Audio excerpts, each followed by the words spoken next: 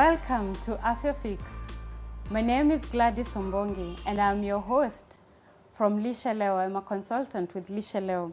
I'm so glad that you have found time to be with us today, and I'm delighted to have Dr. Eddie Ramirez, who is our guest today. Dr. Eddie Ramirez is an international speaker, he is a lifestyle medicine doctor, and he is also a researcher. He loves what he's doing, and we're so glad to have him here.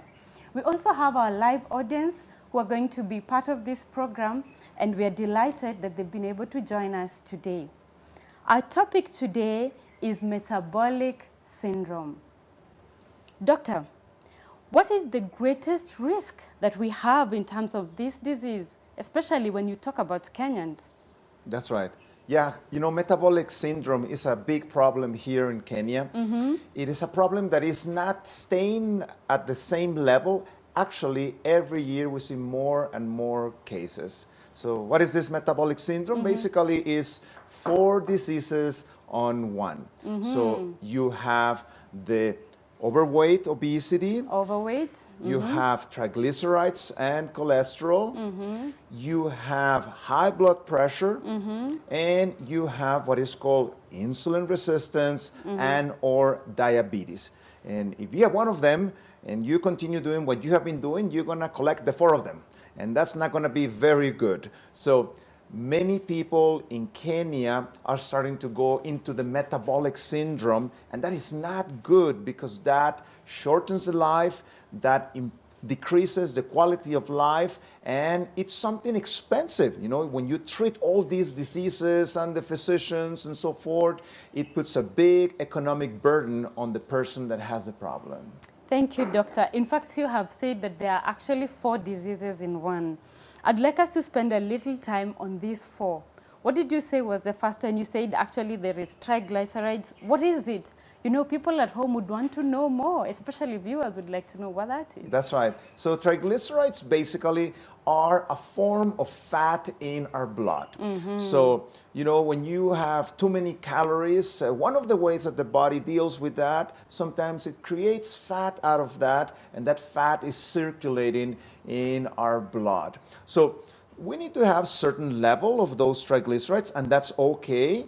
But when there are too many of those, that's when we start worrying about possible impacts in the body, such as fatty liver and other possible complications due to that. And I know many people, when they go for lab tests, they always see that, and perhaps they never understand what is TG. Sometimes it's given as a short form. And you also mentioned hypertension, which is rather obvious, but maybe you can just say what it is. That's right. It is when the pressure of our blood that is circulating our arteries is too high. And in the same way, if you have tubes and you're putting too much pressure there, there are multiple organs in our body that were designed to run on lower pressures. And as you increase that pressure in those arteries, you can cause all kinds of trouble, such as you can damage your eyes, you can damage your kidneys, you can damage your heart, and many other potential complications. You also stimulate atherosclerosis, so the arteries clogged in, and you can end up with a stroke or a heart attack. So this is serious. And one of the biggest problems regarding high blood pressure is that in many instances is asymptomatic. You don't have a single symptom. And this happens to have 2 implications. Number 1, the person thinks everything is fine. The doctor said that I have high blood pressure, but I feel okay. I shouldn't do anything. And the second impact is the fact that because it doesn't hurt, many times the person thinks, I don't have to take care of it, it doesn't hurt. Well, if you have, let's say, a broken leg, it hurts. And you have to attend to it. You want it to fix it as soon as possible. And that's the problem with high blood pressure, because it doesn't hurt. Many people are neglecting that problem. And I find many people sometimes when they have high blood pressure, they actually go for paracetamol because it's an easy fix because you just feel maybe a little discomfort. Maybe you could also shed a little light on insulin resistance. That's right. You know, insulin resistance is actually not something new. Actually, the oldest record on insulin resistance is a papyrus from 1552 before Christ. Wow, During the that's a third long dynasty time. of the pharaohs. In one of those papyrus, they were good, you know, at having records. They describe the symptoms of diabetes, which are the most common ones, you know, a lot of thirst, a lot of hunger, a lot of urination, Very common. loss of energy. There's multiple more symptoms, but those are the most common ones. And they document that this person had this problem. That's why we think that that is a problem of the old days. And unfortunately, as I tell my patients, we're starting to live like kings and queens. Yes, and we love it. We work hard to get that life, Doctor. So in the old days, you know, this was a disease of kings and queens. This was not the disease of the common person. Yeah. They were working hard in the fields and, you know, lots of physical activity, a very simple diet because that's what they were only able to afford. While the king, you know, had all these rich foods and so forth. So the nobles got the insulin resistance. We didn't get that insulin resistance as a common person. So what is that? Basically is the following. We have in our muscles and other organs some receptors that help us absorb the glucose from the food that we eat, becomes glucose, and that glucose enters those cells, and that's the way that is the gasoline and how we operate. When there is insulin resistance, there is a problem putting that glucose inside the cell. Cells, for Therefore, because it's not going inside the cell, starts to accumulate in the blood, and that's the reason why when you go to the doctor, you know, pokes your finger and gets a little sample, puts it in the machine, and tells you, you know what, your sugar is too high. It shouldn't be like that. That excess sugar, the body tries to get rid of it. One of the ways that the body does that makes you very thirsty, so you can dilute a little bit that excess sugar. You urinate, and you literally urinate sugar. You shouldn't be urinating sugar. That's abnormal. But you start urinating sugar as a way of the body trying to get rid of that excess sugar. And that has many potential complications. True. That's exciting. Now you have actually covered three. You know, we tend to treat these diseases separately many a times, and we really separate them. But as you're putting it, it's really a syndrome. They're all sort of like intertwined. There was also the overweight, and that I'm sure is easy for all of us to understand at home. But are there side effects of having the metabolic syndrome? What will happen? I mean, can I just ignore and live my life? That's right. So some people, again, may have not a very severe type of the diabetes. So you feel tired and so forth, and you continue to operate. And I've seen some people even neglect their treatment. They're diagnosed, they're given a treatment. You know what? It's expensive, and I don't want to, you know, deal with this. I'm fine like that, you know. Sadly, you're not fine with that because of the following.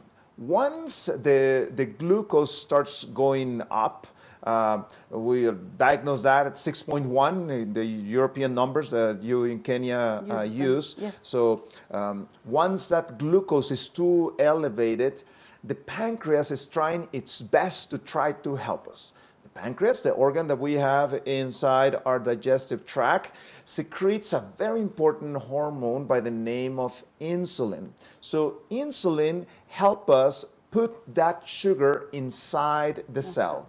But the problem is that the lock that insulin is trying to open is jammed. So even though the insulin is trying, the lock is not opening, glucose is not going in. So that state of high insulin, the pancreas responds by sending tremendous amounts of insulin, especially at the beginning stage of the disease. And those elevated levels of insulin are not good. they can stimulate high blood pressure, For sure. they can stimulate increase of the triglycerides, as we were talking about a minute ago. And another worrisome factor with diabetes is that insulin is also a growth factor. All right. So, number one, it stimulates your fat cells to grow. And That's what become bigger. stimulates part of the, gaining of the weight when you have this syndrome. And the second worrisome thing, and even more worrisome, is that stimulates cancer growth. Stop Every there. day. Doctor, you need to stop right there. You know, many a times these diseases, you find that we never see how related they are. Indeed, they are lifestyle diseases, because now you have said very clearly the fat cells, it will actually create, it's like a precursor. It lays the foundation, and it does a good foundation. And it would even lead to cancer. We don't like to hear that word, so I don't even want us to go in that direction. But it's true that those are some of the side effects of the metabolic syndrome. And is this a disease that just came? We've already said, of course, the history and where it all began. How can I, trigger and start the whole process if I'm just normal, I'm eating my food right? Do you think there's something I can do to start off the metabolic syndrome? Absolutely. And we see this by the statistics. If we were to go back 30 years, 50 years, 70 years, and you start identifying how common this metabolic syndrome was, you will see that there is a definite linear factor there. In the old days, this was something rare, and as people have, society has changed here in Kenya, lots of migration to the cities, Definitely. the change of the type of jobs. I mean, I had the privilege of being here in Tanzania, your neighboring country, 25 years ago, and I can see there's a big change that has been taking place. Even the type of foods that people consume today, we are becoming too westernized, and the food that our ancestors used to cultivate and eat and survive on that, we're switching those diets into a more type of refined type of diets, increase amounts of animal products, increase amounts of fats in our diets, and together with the fact that our jobs become easier, now we're sitting down on a desk the whole day in front of a computer, that starts to create many negative things regarding that insulin resistance, and we're seeing higher and higher levels of insulin resistance among our midst. So you have said that some of the things that would actually lay a good foundation is our lifestyle, and you've noticed these changes. It's true. Viewer, I'm sure you know we don't do things the way we used to do them a few years ago.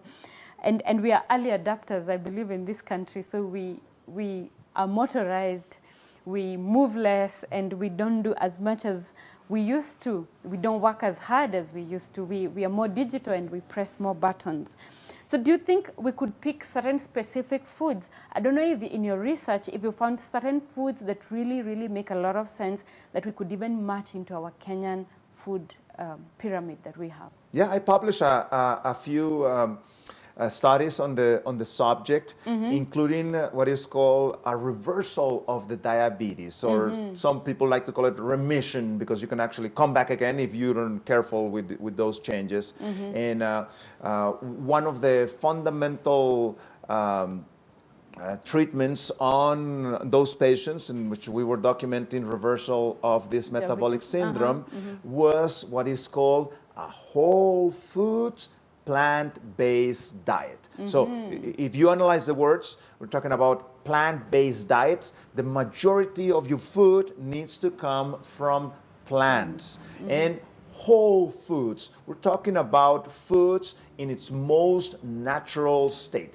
anytime man goes and puts his hand in a food item and starts refining that food, removing the nutrients, removing the fiber, we get ourselves in trouble.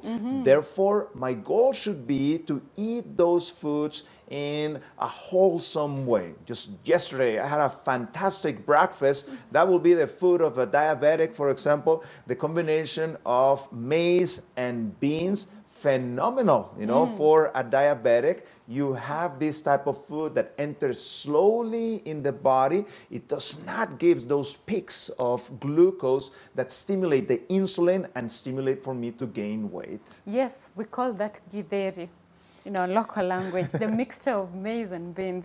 It's not a food that we really regard so highly most of the time. In fact, it's a poor man's food, so to speak. Well, that's what I tell my patients. Yes. I want you to eat like a poor person, not like a rich person. Yes. Don't eat like the kings, because you're going to have the diseases of the kings. Yeah, for sure. So yes, githeri works, and githeri is good for you. And if you are starting to have the metabolic syndrome show up, then you know how to push it away. Have your githeri many, many more times. And you've said something that we need to have these foods whole. Like here in Kenya, we like to eat ugali. You tasted the ugali. I love it. It's beautiful. We mill it whole, but sometimes you find that not everybody likes the milled one.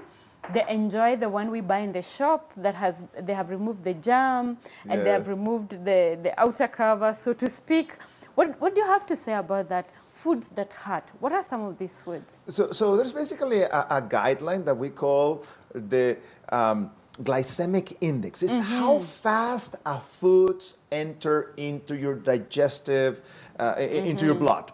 So we want to have foods that have the lowest glycemic index as possible. So simple rule.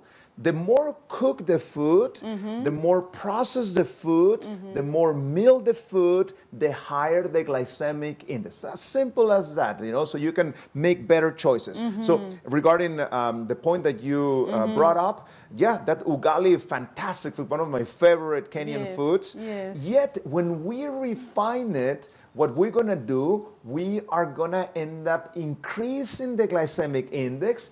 The sugar will enter too fast into my bloodstream. Insulin will respond. I stimulate, gain weight, high blood pressure, and all these things. I like the rule that you made. 3 things you said. The more cooked it is, the higher processing it goes through, whatever that would be, and the duration of preparation. If we take a longer time to prepare, if it's away from being a whole food, then you're likely to it's going to be food that's going to hurt. That's very interesting. So there are these things that we've already learned, and we are going to go into a break. So we will be right back to go and study more, to learn more, to understand the metabolic syndrome. So we'll be right back after the break.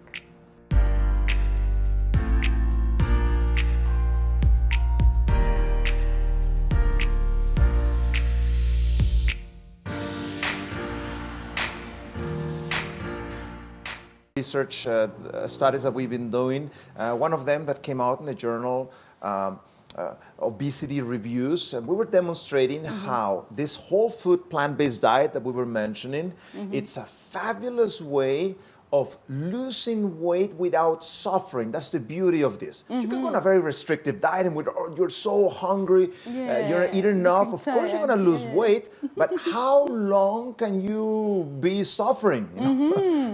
After a week or 2, you say, forget it, and you go back even worse, from when you started.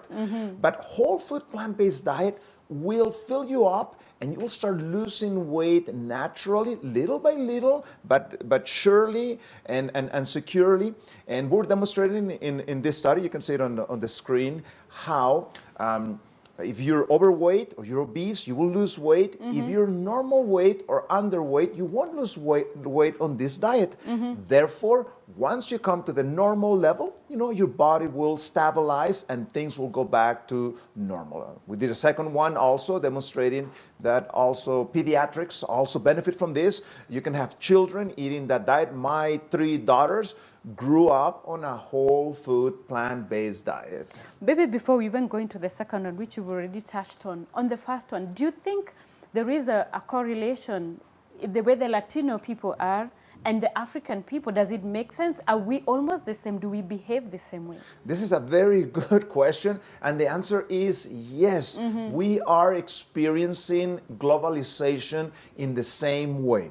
Same story, moving to cities, leaving their old native foods and changing them for the Western diet. I mean, things like cakes and these type of things. I mean, I used to have cake when it was my birthday, but for some people it's birthday every day. I know the party.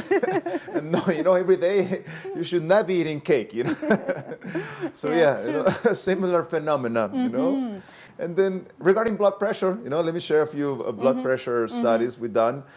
This one you can see on the screen. Basically, we took a big number of our patients. We're talking about close to 3,000 people. Wow, and we followed them up to see what's happening regarding their blood pressure. And you can see the pattern very clearly.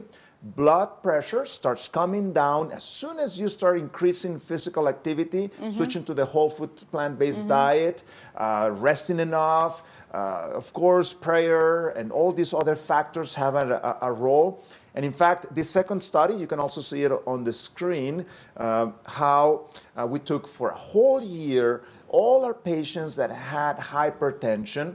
And we did follow-up, on those 18 days that this lifestyle change lasts. And we demonstrated in this paper that 93% of the people taking medication for high blood pressure, the majority of them, we were able to actually stop the high blood pressure medication, not in an irresponsible way. There's a physician team following every patient.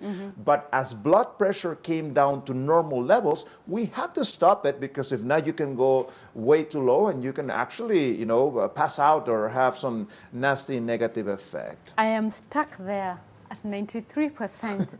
That's a huge, huge reversal. And that's a really big number, because you find many people would like to stop taking the hypertensive medication. They're expensive. It's burdensome.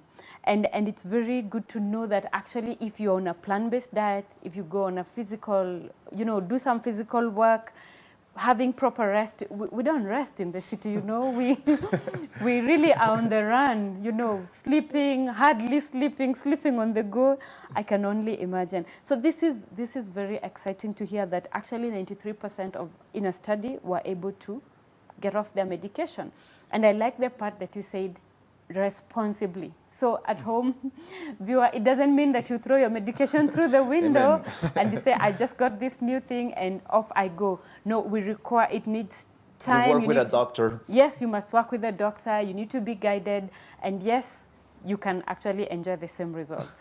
Wow. And in parentheses, if you are of African origin, just the fact of that you have genetics from African origin, you're very high risk of high blood pressure. So you need to really be careful with your behavior. I know, and also, one other thing that is very common here in Kenya, for a long time we thought this was the rich people's disease. By the way, it's also even in the poor population. Sometimes, and even many times, we call it the double burden of malnutrition, the double burden of whatever. So it doesn't quite come only to the rich, That's also right. even the poor, because they're also not eating the right way. So give us some practical tips.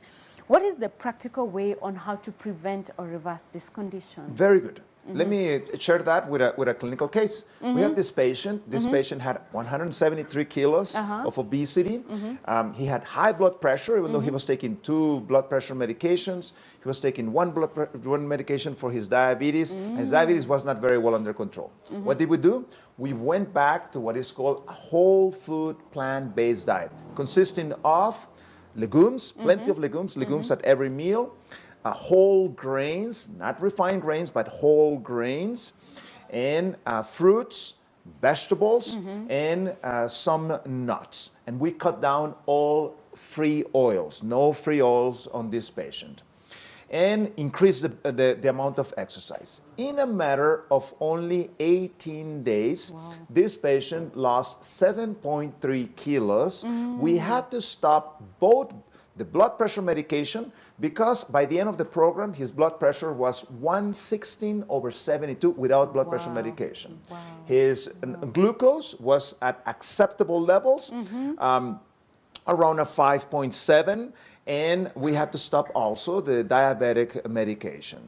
Now, the patient didn't say, okay, I got well, I'm going to go back to my old diet and behavior. No, he learned his lesson and continued doing the changes. In a matter of only 6 months, he still has normal blood pressure. He still has normal glucose. In fact, it has gone further down. And he has lost 37 kilos. So he's doing phenomenal.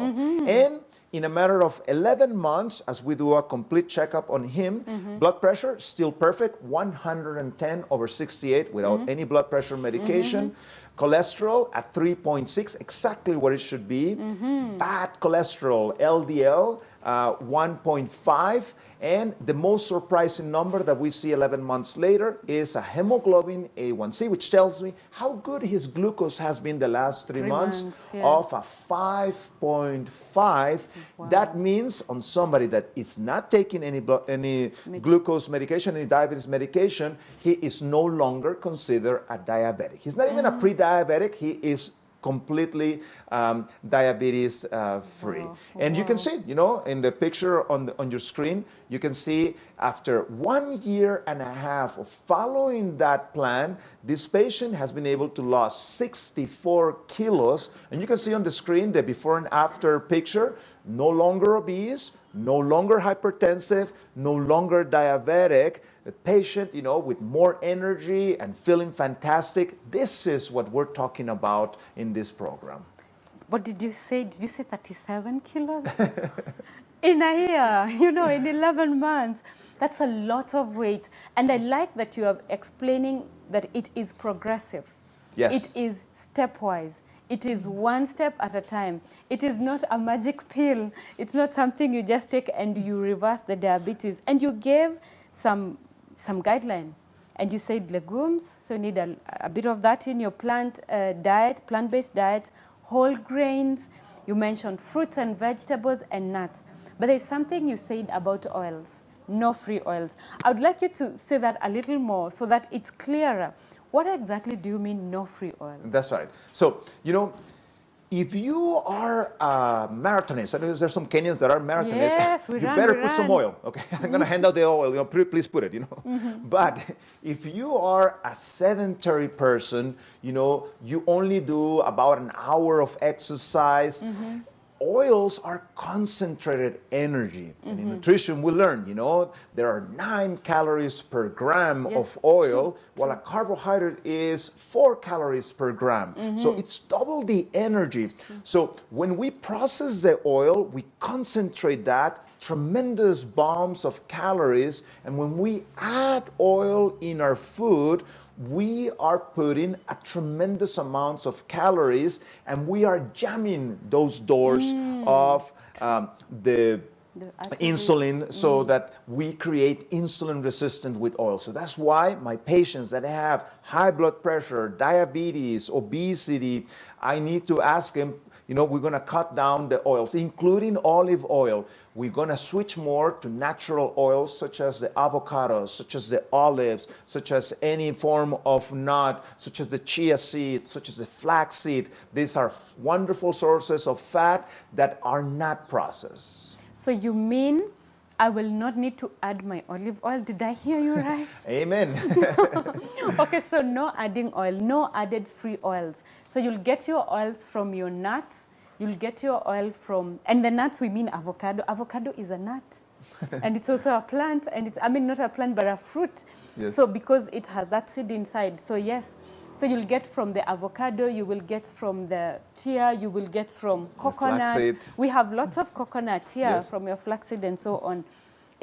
That's a big thing. You know, I know we love oils and people love to have them in the food. Oil makes the food taste better. Yes, the Therefore, satiety. you have to get readjusted to this less oil. A little guideline to see if you're not having enough oils. If your skin starts to become too dry, watch out. That means that you're not eating enough oil. You need to increase a little bit of one of these natural sources so that you can have, enough oil in your diet. Thank you. It's true. That's also something you must always look out for. If you see your skin is getting scaly, for sure, it means you need a little oil. And we also have lots of groundnuts in this country, so which is also a good source of oil. Thank you so much, Doctor. We have actually learned so many things today, and we have learned that we can get rid of the metabolic syndrome. And I want to tell the audience, if you want to access this research, just put 3 words on your Google, Francisco, which is my other name, like San Francisco, Francisco Ramirez ResearchGate. That'll take you there. There's more than 130 published studies there you can access. And there they will learn many, many more things on what you have done and what can be done to actually manage this metabolic syndrome. There you have it, viewer. And I'm so glad that you can do something and we can do something and we all can start to actually reverse this metabolic syndrome. Simple things. A plant-based diet, physical activity, moving your body. You even mentioned prayer. That it's important for us to have peace of mind, that our be connected with ourselves and know where we are and actually reach out to have the right things. And the one I had that was so big is free oils. Forget about them, you really don't need them. So we are going into a break and we will be right back.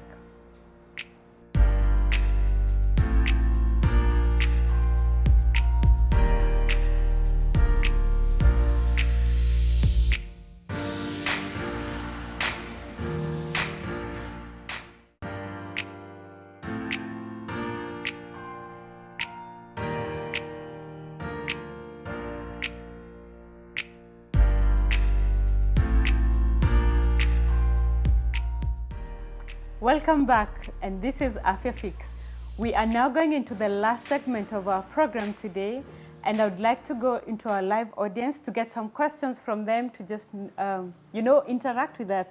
You're also free to join us, so you can always go to our social media handles and say if you want to be part of this audience, and we'll be glad to have you on board. So we're going to have our first question. Thank you very much for the wonderful teachings. I have 2 questions. Number 1 is, if I want to cook vegetables and I don't want to use free oils, do you provide recipes or like guidance on how someone would do that? And secondly, you said it's good to eat legumes in every meal. So the whole issue of gas and bloating, how do we deal with that? Thank you. Good questions. Let's go quickly. Number 1, there's different methods to do that type of cooking, of vegetables so that they don't burn. We don't want you to eat burnt food. One method is making sure that you're using a pan that things don't stick to it. The non-stick pan? That's right, non-stick pan. Second one, try to get a hold of that oil that comes in a spray form. So you spray a little bit of that, and that's enough for your vegetables not to be burned. And 3, there's another method of using a little bit of hot water, and that avoids that burning. And I am sure Gladys could actually share some of the recipes that you can alternative use. Go to the social media, ask the question. We'll be happy to provide you some of those recipes. So yeah, that's regarding that. And the second question that you asked? The gas. Oh yeah, the gas. A lot of gas. Intestinal gas. So this is the issue. We are eating too little fiber today. Therefore, the bacteria that inhabit our intestines are not used to high levels of fiber. And that's not good because low levels of fiber are linked to hemorrhoids and diverticuli and even increasing risk of colon cancer in the long term. Therefore, we need to start increasing our levels of fiber. So what do? I need to introduce those legumes, if I'm not used to eating them, little by little, so that my intestinal flora can start learning how to handle that, and it will actually start switching to a more positive flora. We'll have a program in the future about the flora. And in that way, your body will be able to handle that. So for the diabetic and the person with metabolic syndrome, in our program, every single meal, our patients eat legumes. When you eat legumes, your blood sugars and your insulin levels tend to be more tranquil, and in that way we avoid, gaining weight and increasing glucose and all these negative side effects. Yeah, that's a good question, yeah. And yes, the recipes, we actually do provide them, and we're going to work on many more to make it easier for us to be able to integrate them into our local foods. Thank you. Let's have the next question. Thank you for sharing this information. I know they are life-changing information. Now, my question is, somebody who has been sick because the lifestyle has not been good, and now he has changed. Like it said, you are today what you ate yesterday, and you will be tomorrow what you are eating today. Now, yesterday he ate bad, but now he has changed, and you want to reverse some of this condition. How long would it take this person to get well? That is actually a very good question. And there's many variables, There are many variables, that possibility. In fact, you can see right now on the screen this very interesting study. And this is the fact.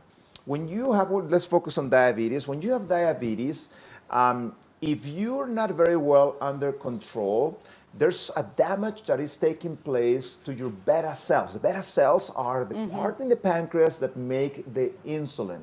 So as you can see on the screen, it takes about 20 years of bad lifestyle to damage completely your beta cells in your pancreas. So what are the odds of reversing my type 2 diabetes? It depends how much function of your pancreas still is left. So if there's still some function on the pancreas and the pancreas is able to secrete insulin, we have a possibility of reversing it. Even if you are past that stage, we still can, by changing the lifestyle, improve the insulin resistance and therefore decreasing the levels of medication. How fast can you start seeing results? Within days, you start seeing results. In fact, if you're taking medication that is causing hypoglycemia, such as insulin, such as glyburide and other medications that cause low blood sugar, you better talk to a physician, be in close contact with him as you're making these changes, because we have to readjust those dosages. And they have to be adjusted actually quite often, so you can't just ignore. That's correct. You cannot ignore. That's correct. That's a good question. Thank you so much. Yes, let's have a third question. Okay. I'm excited to be in the presence of such great insight today. So my question is that we seem to be primarily motivated by pain in order to no pain, no gain.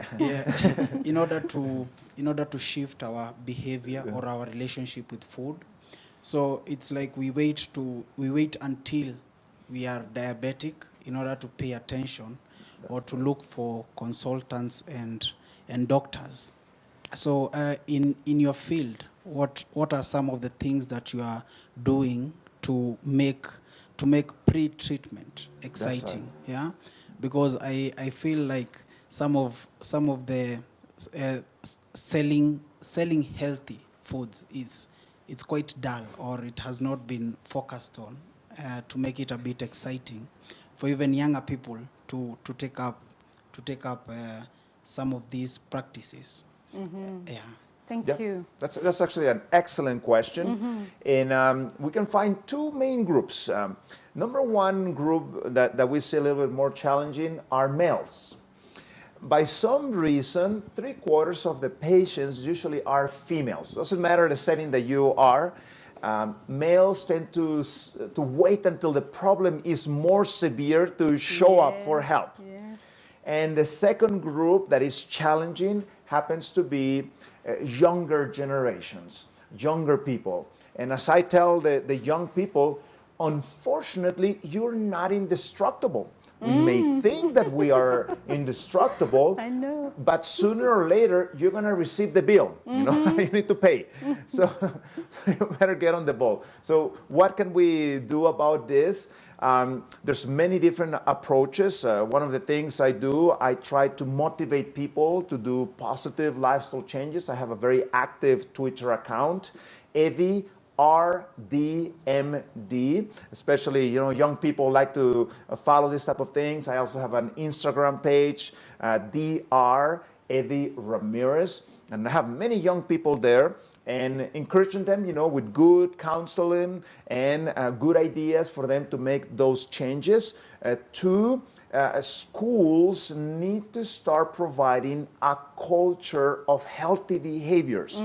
So encourage the children to start getting a hold of those healthy behaviors that will be protective later on in life. And I also I wrote a book on nutrition together with other lifestyle medicine leaders, and that book is called Rethink Food.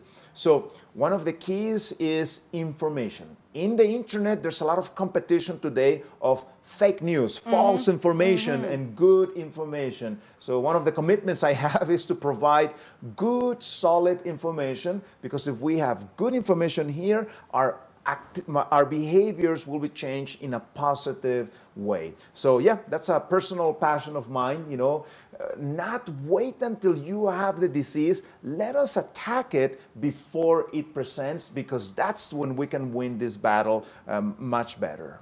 And I thank you, doctor. And I like the fact that you said 20 years. It takes about 20 years to destroy our pancreas, and maybe they become insensitive. And you find most of the time that it takes actually that short time to have everything else destroyed. I call it short because it's truly short, 20 years, and young people at that time would not want to make many changes. So thank you for those questions and for actually engaging us meaningfully. So now we would like to have our fourth question, and yes. Yeah, thank you very much, Doctor, for the insightful talk that you have given us on nutrition. And I'm excited that in your research you told us that 93% of the people were able to leave their high blood pressure medicine. And I would like to find out what are the side effects of the long-time use of high blood pressure medicines, because most of the doctors tell us that you can never leave the high blood pressure medicines once you take them. You're supposed to take them for life. So maybe you can clarify. Yeah, that's actually an excellent question. And, you know, it has to do with the formation. If you're formed, you know, I studied medicine in a medical school, and the rotations I was doing and so forth, to me, sometimes they were frustrating, because I didn't see reversal. I just saw the patient, and then it got a little bit worse, and then we increased the dosage, and it just went like that. And why we're not seeing a reversal of disease? Because we were not dealing with the root causes of the problem. Okay. You always, in lifestyle medicine, that's the principle, you need to ask that question. What is causing that problem? And you know, from all the different causes, I have never found bad luck as one of them. I found lack of exercise, I found bad diet, not enough rest, not peace in the heart, and different factors that may trigger that problem. So what we need to do, we need to focus on the root causes of the problem. What are the problems of taking all these medications of blood pressure? They have different side effects depending on the class of medication that you have. Some of the diuretics, you know, they work well, but the problem is the urination. Some people find it very bothersome. Some people find it very bothersome that at night they have to wake up, you know, multiple times to go to the bathroom. Among males, a very very common side effect among multiple blood pressure medications happen to be sexual dysfunction. So why would you want to have sexual dysfunction? To me, it's not logical. Why not deal with the causes and make those changes? Some other medications for blood pressure can have the side effect of dizziness. You can actually fall. You can, break something or have a nasty fall secondary, because they can come down that blood pressure and make you dizzy. Some of this blood pressure medication interfere with your sleep, so the sleep quality is not the best, and so forth. So every medication has side effects. It's just the way that it is. We as doctors, you learn every single one of them. And that's why our goal should be to try to decrease that blood pressure medication. Now, it's an art to do that, and this is also another interesting issue. In medical school, they teach you how to put them on, but many times they don't teach you how to get them off. Okay? So it's actually an art. It's something you have to learn. Different classes of blood pressure medications, you do it in different ways. And you need to learn to be able to decrease the dosage in a way that you're not going to cause a problem with your patient. But again, as I mentioned, I'm going to reemphasize that you have to work with a medical professional as you start decreasing medication. I would not advise the patient to start doing that because of all these issues that I'm telling you. The fact that if you don't do it correctly, sometimes your blood pressure can even go higher than what you have it right now, and then they cause all kinds of problems and so forth. So you want to work with a health professional. Thank you so much. That is a common thing for sure, and I'm glad that you've actually addressed that problem. We're so glad that you have found time to be with us today. Thank you so much for being such a lively audience and engaging us meaningfully with the kind of questions that we have had today. Thank you, Doctor, for having you. We are delighted that you were able to be in this program. Dr. Eddie Ramirez, lifestyle medicine doctor, researcher, and international speaker. We're so glad. And I've been your host, Gladys Ombongi, a consultant nutritionist with Lisha Leo, and we are so thankful. For now, it's bye-bye from us.